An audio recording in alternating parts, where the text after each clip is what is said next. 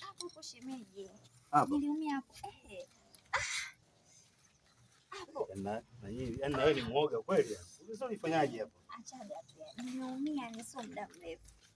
Shemeji. Yaani wewe tu sasa hivi. Nini? Wewe kitu gani unamaanisha mimi mpaka sasa hivi? Sasa nakunyosha hapo. Shemeji. Niongeze basi.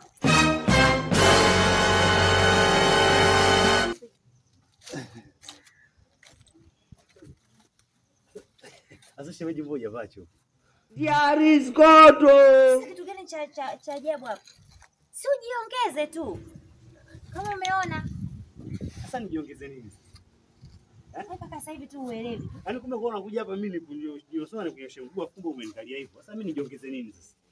Hivi wewe ukoje wewe? Yaani uelewagi tu. Yaani sio likoje.